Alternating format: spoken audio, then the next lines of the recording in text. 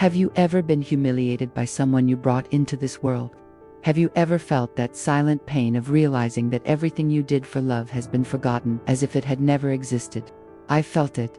I felt it when my daughter, the same one I cradled in my arms with a fever, the one I defended from everything and everyone, asked me for 30,000 reais for her wedding. "Mom, it's going to be the most important day of my life," she said.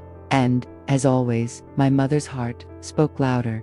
I said yes, without a second thought, because for us, true mothers, seeing a child happy is more important than any amount of money. But what I didn't imagine was that, days later, the party invitation would arrive, a beautiful, golden, fragrant envelope, but without my name, as if I didn't exist, as if I were a stranger. "You're not going?" "Okay," she said. "It's better this way. I don't want you to embarrass me." I remained silent. I just listened, and in that silence, something began to change inside me. Stay with me until the end, because you will understand how I realized in time to protect myself. This isn't just a story about a mother excluded from a marriage. It's about the kind of ingratitude that leaves scars, about children who forget everything a mother went through for them. It's a true story, one of those we hear and feel as if it were our own, because it can be, because perhaps you, too, have given everything and received scorn in return. Have you felt invisible within your own family? Have you heard someone say, "You're no longer a priority," as if love had an expiration date? I've been through this, and for a long time, I thought silence was weakness, that accepting in silence was what good mothers did, until that day, with the party dress already chosen and the money already spent, I realized I was being used, that the respect I'd always given wasn't being returned. Have you ever been through this? Have you ever realized you were being manipulated by someone who claimed to love you? That's what I'm going to talk about here. About mothers who deny themselves, grandmothers who become shadows, and about the exact moment we wake up and decide we're no longer going to accept being a burden, when in fact we're the foundation. As she smiled and took pictures with the guests, I decided what I needed to do, and it wasn't screaming, it wasn't begging, it was something quieter and more definitive. Because there are times in life when the sound of contempt is so loud that only silence has the strength to respond. And in that moment, I felt something inside me break, but it was in that rupture that I found new strength. Not the strength of someone who wants to prove something to others, but the strength of someone who decides, once and for all, to stop begging for love where only convenience exists. If at any point in this story you felt touched, if any of the words reminded you of a situation you've also experienced, please leave a comment. Tell me, share, because when we write, we vent, and often, other people reading it also feel less alone. Your story matters, and maybe what you have to say will help someone who is experiencing the same pain right now. And if you believe this kind of story needs to be heard by more people, like this video. It may seem simple, but every like helps YouTube share this message with more people. People like me, like you, who have suffered in silence, but have a truth inside their hearts that needs to come out. And if you want to continue hearing real, heartfelt stories told from the heart, subscribe to the channel here, because this space isn't just mine, it's ours. It's to give a voice to those who have been silenced, to remind the world that respect has no age, and that a grandmother, a mother, a woman, should never be forgotten. And it was there, as she celebrated the best day of her life, that I began to write my own ending. An ending she didn't expect. My name is Eleanor. I'm 71 years old, widowed, mother of 3, grandmother of 5, and for much of my life, I believed that love was giving, and giving, and giving, never expecting anything in return. I was the kind of woman who said yes, even when my heart screamed no. I gave up dreams, opportunities, weekends, and rest, not because I was forced, but because that's what a mother did, or at least, that's what I believed. I spent 45 years working as a seamstress. My hands were my tools, my thread, my story. I sewed wedding dresses for girls I barely knew, while mine was never even purchased. I remember every callus on my fingertips, every sleepless night, every whispered prayer when the electricity bill arrived before payment. But I didn't complain, because my children had shoes on their feet and food on the table. That was enough, or at least, I thought it was. Almost every morning, I start my day in the garden, not because I'm passionate about plants, but because it brings a little peace to my soul. There's something about touching the earth that makes me feel human again, real, seen, especially when the house is too quiet, especially when the phone doesn't ring. I used to sit by the window, waiting, not just for a visit, but for a simple phone call, just to hear a "Hi Mom, how are you?" It's funny how silence screams louder when it comes from the one we've given everything to. You start to wonder, have they forgotten me? Or was I never that important? There's a picture frame in my living room. It's dusty, but I never clean it. It's a picture of my daughter at 7, braids blowing in the wind, a missing tooth. That was the girl I gave my life for, the same one who asked me for money, called me my rock, and then decided I wasn't good enough to be there for the most important day of her life. Sometimes I look at that picture and wonder when that smile turned into silence, when love became obligation, when I stopped being a mother and became a nuisance. People talk a lot about transformation, about journeys, but they rarely talk about the silent changes, the ones that happen without words, in glances, in absences. That's where the real turning point lies. Not in the big moments, but in the small, repeated wounds. The day she didn't invite me to graduation, the time she forgot my birthday, the wedding was just the final straw. I know a lot of people think I should have said something, stand up for myself, demanded respect. But when you've spent a lifetime being kind, it's hard to just roar. Besides, I believed in something stronger than revenge. I believed in truth that doesn't need shouting, because it always finds its way to the surface. And that truth began to emerge the moment I stopped chasing answers and started seeing the patterns. There's a silent pain that only mothers understand. The pain that comes not from what was done, but from what wasn't. From the thank yous that never came, from the sacrifices that went unnoticed. Of being remembered only when it's convenient and forgotten when it's uncomfortable. It's a kind of abandonment that doesn't happen all at once, but in bits and pieces, slowly, subtly, until one day you look in the mirror and ask, where did I lose myself? And yet, I remained kind.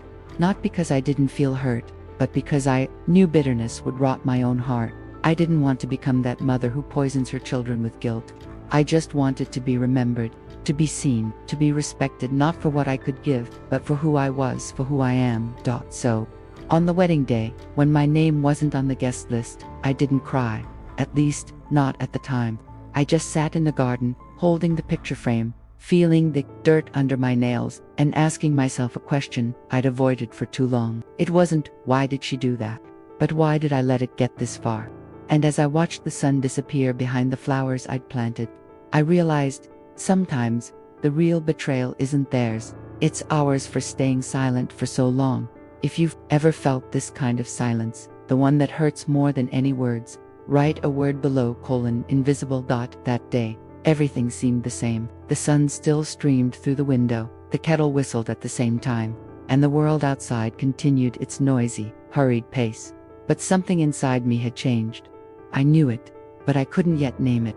It was as if my body had understood before my mind. It was only when I opened my phone and saw the bride's own guest list on Instagram that feeling acquired a name: betrayal. It hurts to even remember. There it was, clear as day, almost like a message written with veiled anger. For personal reasons, Eleanor will not be attending. I read it 3 times, trying to figure out if it was some misunderstanding, but it wasn't. It was real, it was public, it was final. My name wasn't on the invitations, it wasn't on the flowers, it wasn't at the ceremony, and suddenly, it wasn't in my daughter's heart either. The daughter I carried for 9 months, whom I raised with sacrifice, whom I defended when no one else believed. Being erased from her story like that, as if I were an inconvenient detail, hurt in a way I can't even explain. It was more than a disappointment. It was a displacement, as if I had been expelled from my own family. And that's when the hidden truth begins to reveal itself. It wasn't just about the marriage. It was about years of ignored signs. Little words, little gestures, little absences that, added together, said so much. It was about a mindset I was slow to see, the one that believes a mother will always be there, no matter what, that a mother endures, that a mother forgives, that a mother accepts. But there comes a point where the heart grows weary, tired of being left last, tired of being remembered only when it suits. Deep down, I knew that the withheld invitation was more than a lack of consideration. It was a decision, a conscious choice to exclude me.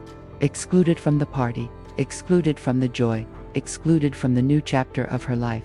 And the cruelest part, she did it smiling, as if it didn't hurt, as if I had no feelings, as if I were made of stone. I'd never craved public recognition. I'd never needed applause. But that day, I realized I was being treated like an extra, getting in the way of the main scene. It was like opening a door and coming face to face with the truth, stark, unfiltered. I was only useful when I contributed, and it stirred something deep within me. It made me revisit old decisions, rethink every choice made out of love, because every thread of my story with her was woven with dedication. But it seems that, to her, I was just a disposable thread, something to be cut off after it served its purpose. It's strange, because in moments like these, the mind wanders. It starts replaying memories, scenes that seemed forgotten, but now take on new meaning. I remembered when she got sick at 9, and I slept sitting up by her bed for 3 nights straight. I remembered the money I saved for months to buy her graduation dress, even though I'd skipped some of my own medicine. And then comes the hardest impact, realizing that we don't raise children expecting anything in return, but we also don't expect to be discarded. This emotional journey made me realize that abandonment doesn't always come with slammed doors. Sometimes, it comes with invitations that never arrive. With calculated silences, with polite excuses and phrases like "for personal reasons," when the real reason is shame. Yes, shame of who I am, my appearance, my age, my simplicity. And all of this hides an even more painful truth: when children are ashamed of their parents, the problem is never the parents. I didn't cry there, with my phone in my hand, not even when I cleared the notification. But I cried later, when I sat on the edge of the bed and let the silence speak for me. I cried like someone who's lost something that will never return. Because, in a way, I really have. I lost the image I had of my daughter. I lost the dream of being welcomed. And in that moment, I understood that love without respect is a debt. And life, oh life, always demands it. If this part of the story touched on something you've experienced, write the word here in the comments: disinvitation. I didn't suddenly jump out of bed. I didn't make a speech. I didn't slam the door. The turning point didn't come like in soap operas, full of noise and declarations of courage. It came in silence. It came while I folded my clothes, while I watered my plants, while I ran my hand over the frame of that invitation that never existed. It was in these small gestures, repeated like a ritual, that I realized I would no longer be a supporting character in my own life. And no, this doesn't mean I stopped loving. It just means I stopped accepting love without respect. There's a huge difference between forgiving and allowing. And that day, I understood my entire life was built on the idea that being good meant being available, always ready, always accessible, always with a hot meal, a hug, a word. I became indispensable to everyone but myself. And that weighs heavily. It weighs on my shoulders, my chest, my gaze. I found myself tired, but not just physically. It was an emotional exhaustion, as if I had been emptied over the years, in invisible installments, without realizing it. Every favor accepted, without reciprocity. Every word swallowed for fear of hurting. Every tear held back so as not to worry others. All of this emptied me.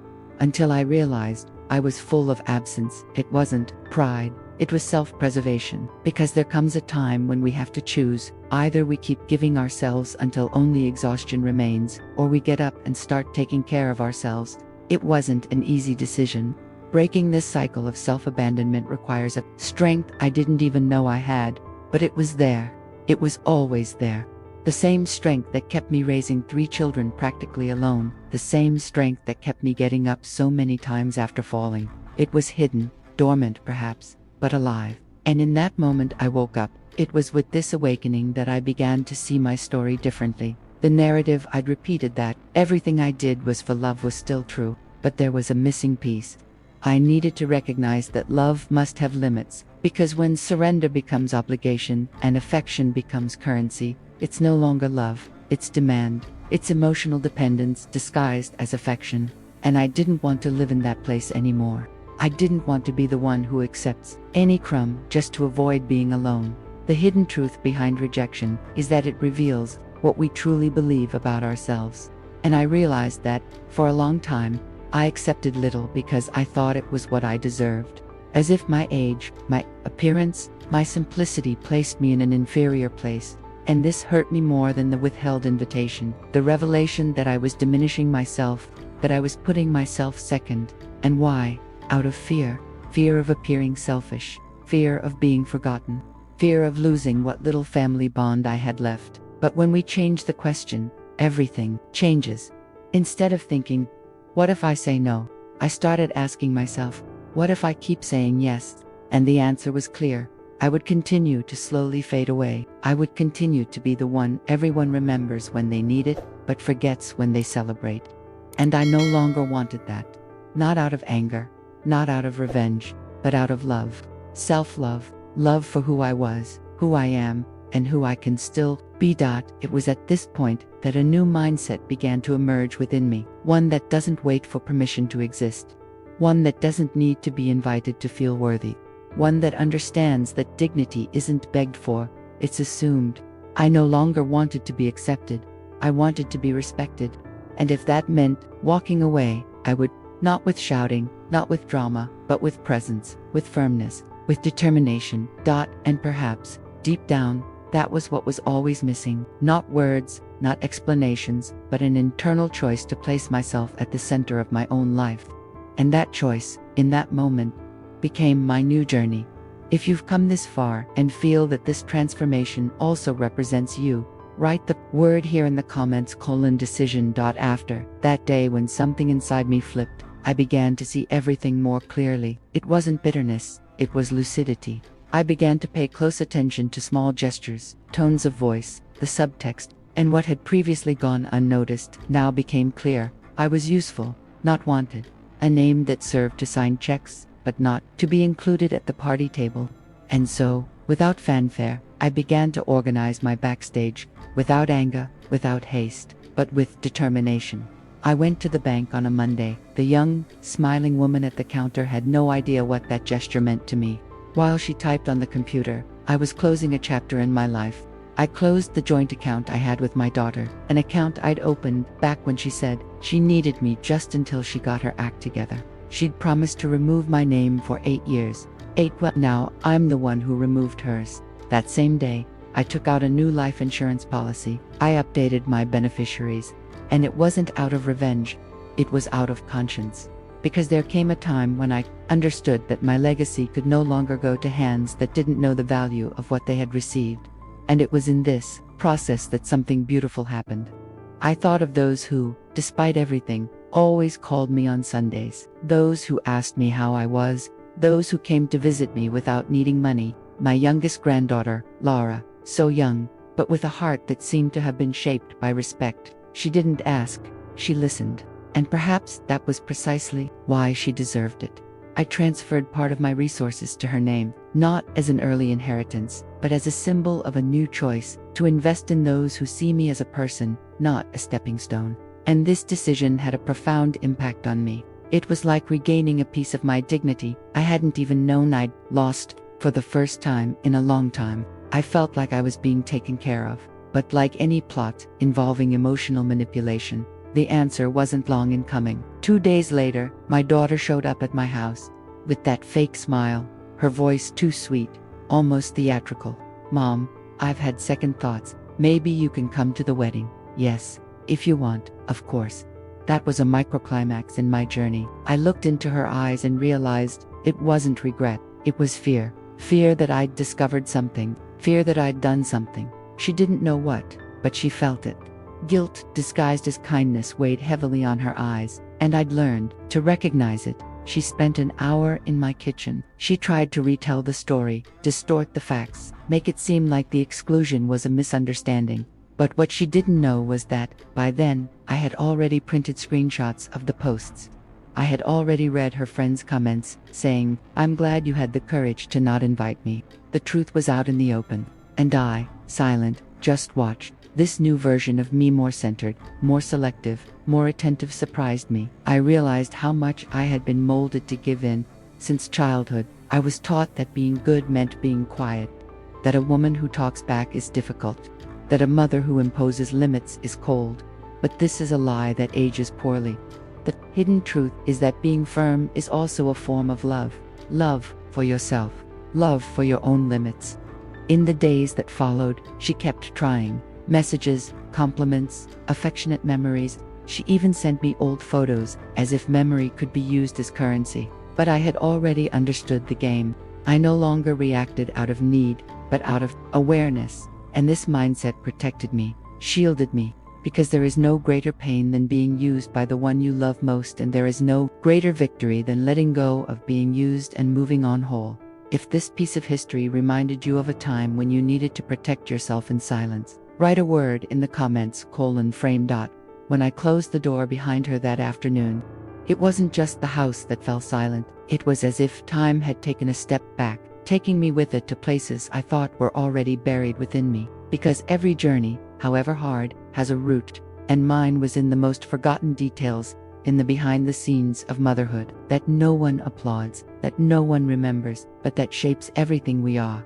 I returned to my room, sat on the edge of my bed, and looked at my hands. They weren't the same as before. The years took their toll, the strength shifted, but there, between the lines and stains, lived stories no one knew but me. Stories that began when I was still too young to carry so much weight, but already understood that being a mother was a commitment without a receipt. I remembered when she was 17 and dreamed of going to college. The prep course was expensive, and I couldn't afford it.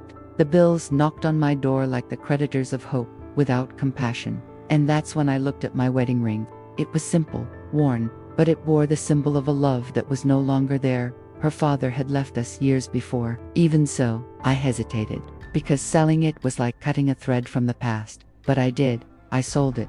With tears in my eyes and a lump in my throat. I paid the prep course tuition. She never knew about it. Another memory came to mind. The kind that tightens your chest and warms you at the same time. Her high school graduation.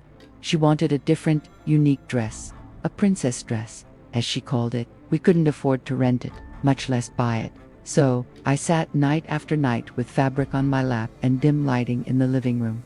I spent 3 early mornings sewing by hand, hiding the crooked stitches with creativity and care.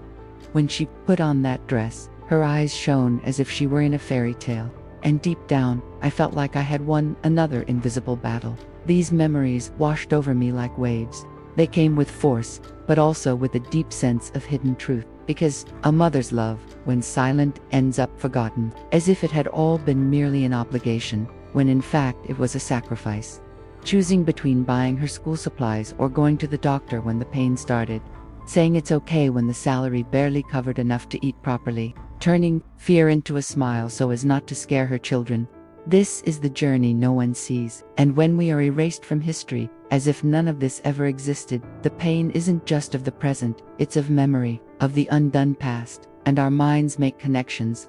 I remembered when she had a high fever at 4 years old, and I spent the night lying on the hospital floor, with my coat folded as a pillow, waiting for news. Or when her first boyfriend broke up with her via text message, and she cried in my arms as if the world had ended. There were so many times when my body was shelter, my words were medicine, my presence was a shield. And today, to think that all of this wasn't even worth a place in the wedding, it's a shock beyond words. But perhaps what hurt most was realizing it wasn't forgetfulness, it was a choice. A cold, practical, rational choice.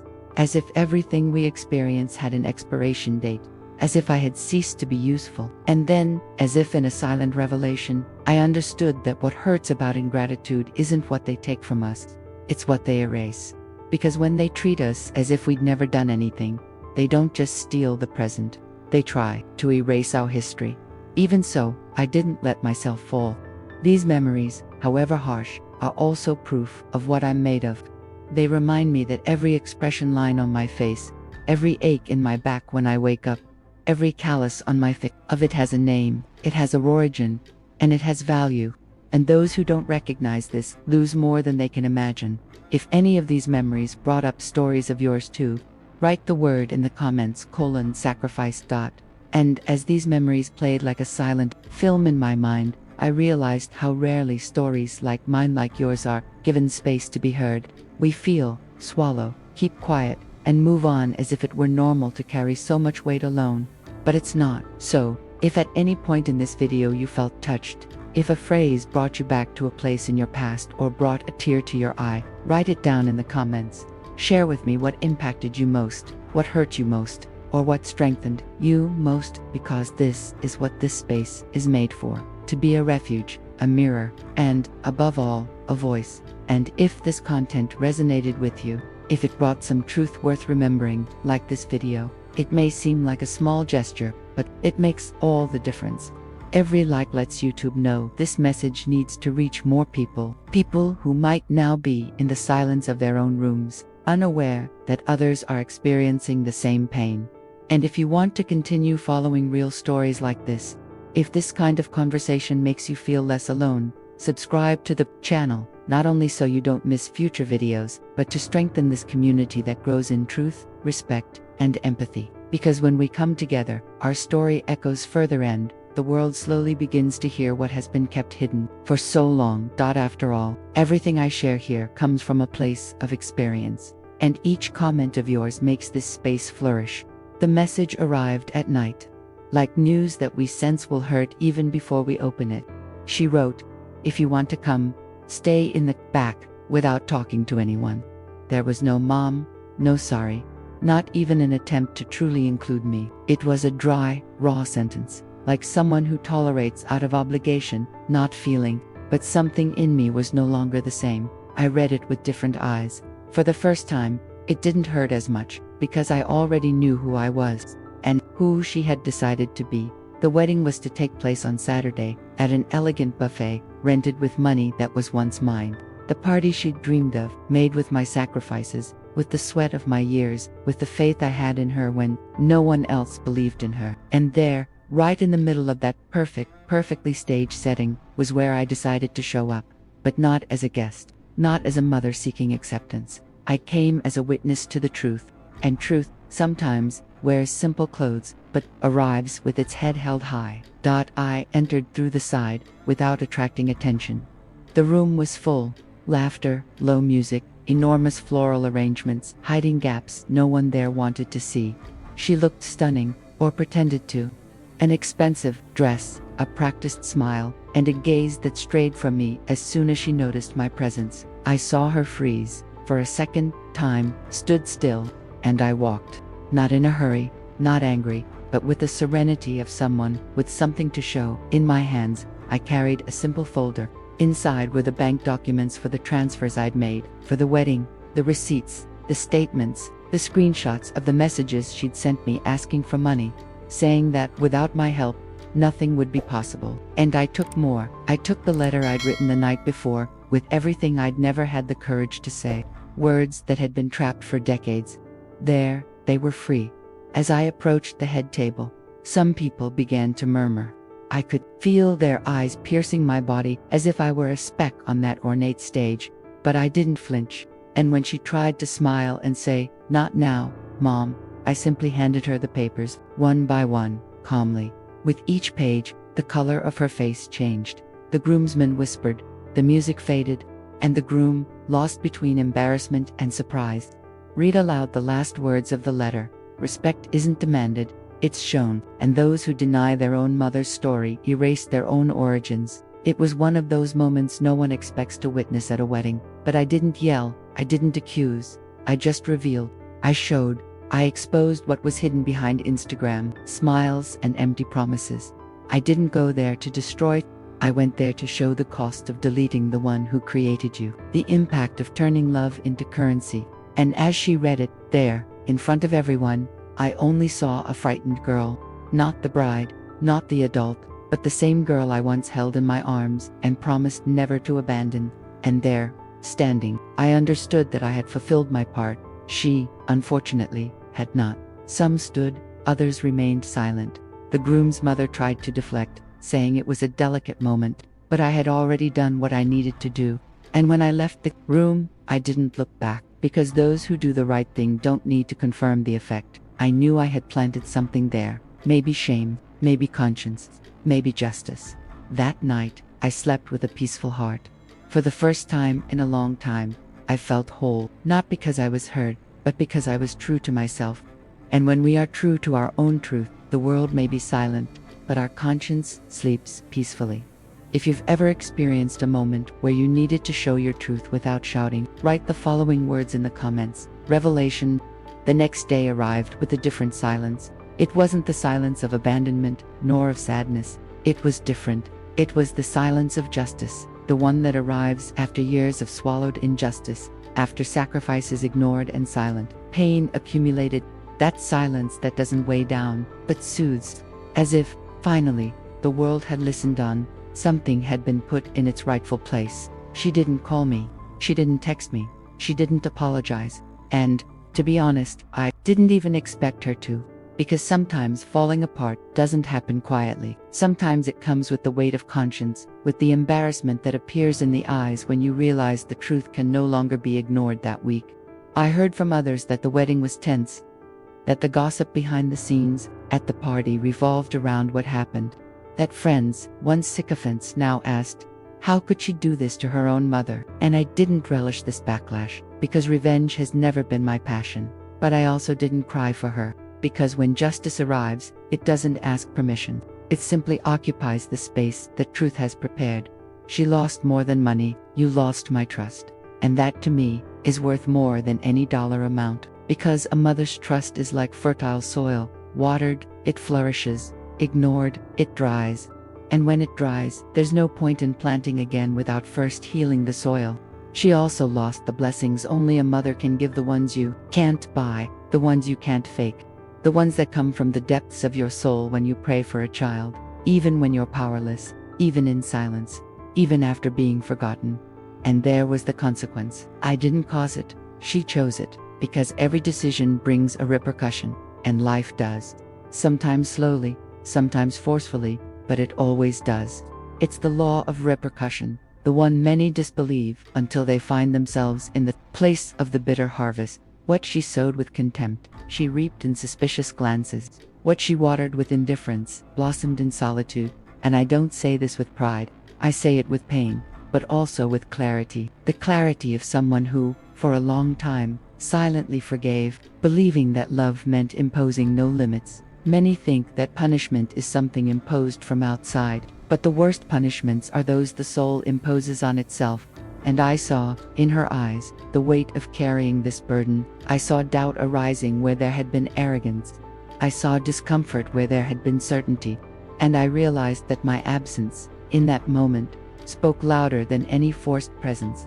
Because there are things that only time teaches with precision. What she did didn't destroy me. It awakened me. It repositioned me. It brought me back to myself. And perhaps that's the greatest return. Looking in the mirror and no longer seeing someone erased, diminished, invisible, but rather a whole woman, wounded, yes, but also lucid, firm, at peace with her choices. And if there's one truth I've learned on this journey, it's that the peace of those who choose truth is stronger than the applause of those who live by appearances. Life has a strange way of teaching us. Sometimes, what seems like the end is just the beginning of a new version of ourselves.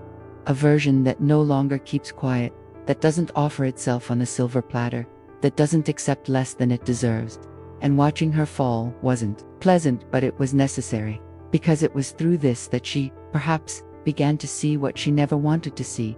If this part of the story reminded you of a situation where life gave you back something that seemed lost, write the word "here" in the comments, return. I never spoke to her again. Not because I hate her.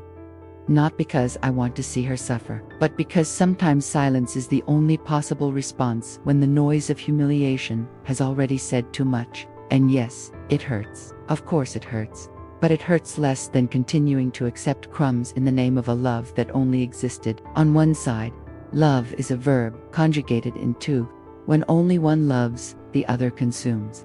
And I've been consumed for too long. The house became quieter. The phone rang less. The messages decreased. Even some relatives distanced themselves, as if my stance had been an affront, as if I should have remained in a place of silence, of automatic forgiveness, of blind selflessness. But each new absence only confirmed something life had been trying to tell me for a long time. Dignity has a price. And sometimes it's high, but it's always fair. There are victories that don't come with celebration. They come with mourning, because to earn the respect denied us, Sometimes we have to give up the affection that held us captive, and that hurts. It hurts because the memory still exists. The affection still exists. That inner voice still whispers, "But she's your daughter." Yes, she is. And perhaps she always will be. But being a daughter isn't a free pass to hurt. And being a mother isn't a perpetual sentence to submission. This journey took me to places within myself I didn't even know existed. I found myself alone some days. I cried on others, but I never regretted it. Because what I gained isn't measured in applause. It's measured in peace, in clarity, in being able to look in the mirror and know that, even if the world doesn't understand, I respected myself. I saved myself. I gave myself what I'd waited for so long from those who couldn't offer it to me. I stopped waiting for the "I'm sorry." I stopped constructing imaginary dialogues in my head, trying to understand where everything started to fall apart. Because the truth is, the answer doesn't always matter. Sometimes, what matters is knowing how to end cycles, even without the explanations we so desperately desire. And that was the hardest part. Accepting that regret may never come, recognition may never come, gratitude may never come, and still, moving forward. Still, not turning back. The mindset that once made me endure in silence would now make me sick. And perhaps this is the clearest sign of transformation. What once seemed tolerable now seems cruel. What was once habit is now a warning. And with that, I began to reorganize myself internally. I learned to fill the voids with truth, to replace expectations with reality, to exchange fantasies for roots. And the roots of my new phase are planted in solid ground, my conscience. I don't know what she tells others. Maybe she's turned the story inside out. Maybe she says I was harsh, cold, ungrateful. But I've learned to stop trying to control other people's narratives. What she tells is her business. What I lived, what I felt, what I faced, that's mine. And that mine is enough for me. Because liberation comes when we stop trying to be understood by everyone and begin to understand ourselves deeply. Victory tastes strange when it comes with a farewell. But it's still a victory. Because I chose myself. I chose to break a pattern that made me invisible. I chose to show that love without respect is an unfair deal.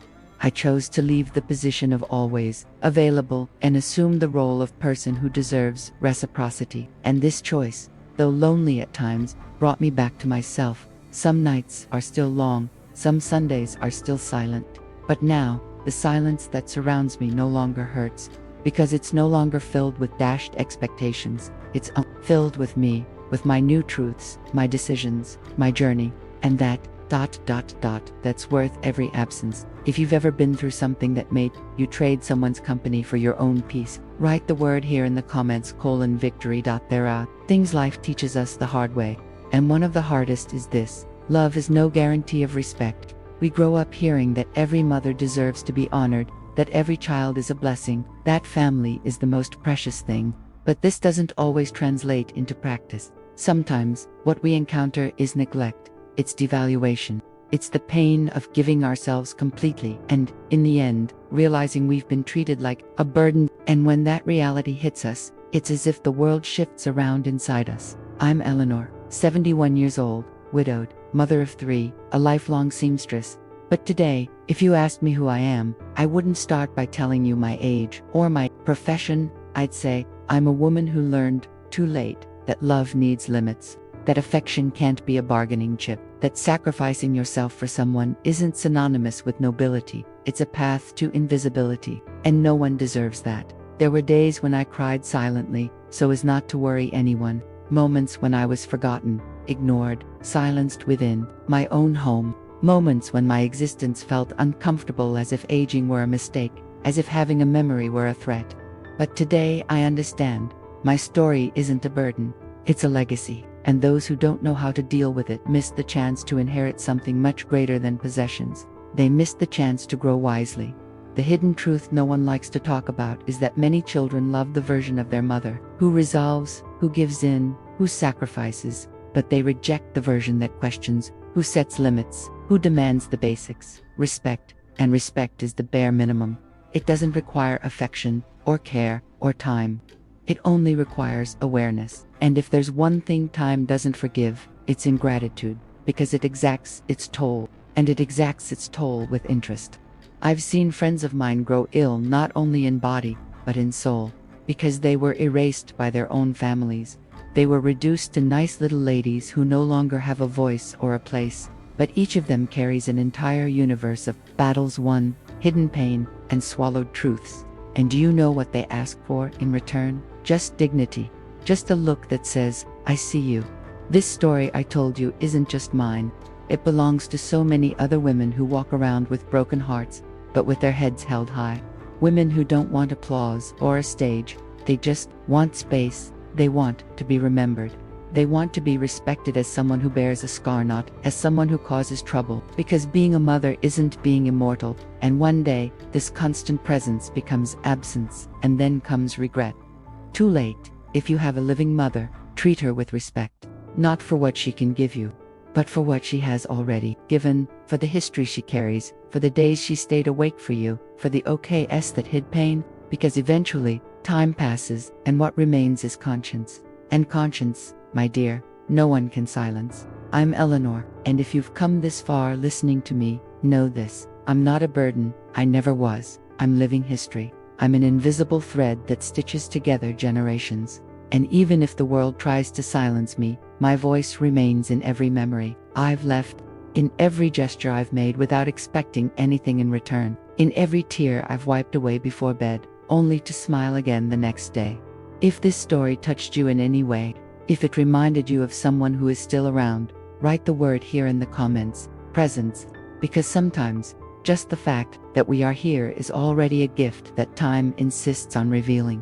One day, it ends, and if you've stuck with me this far, I can only thank you for listening with your heart, for walking alongside me through every part of this story. It's because of people like you that this channel exists, for us to recognize each other, strengthen each other, and, most importantly, remember that our stories matter. So, if this message resonated with you, subscribe to the channel. There's still much for us to experience and reflect on together. And tell me in the comments that you made it to the end. Right, I'm with you until the end. Because when we see ourselves in someone else's story, a strength is born that goes beyond the screen. And if this video made sense, leave a like. It helps this message reach further, touch more hearts, and continue giving a voice to those who, for too long, have remained silent. There's a video here that complements this topic. Click and follow me there. There's more truth waiting for you.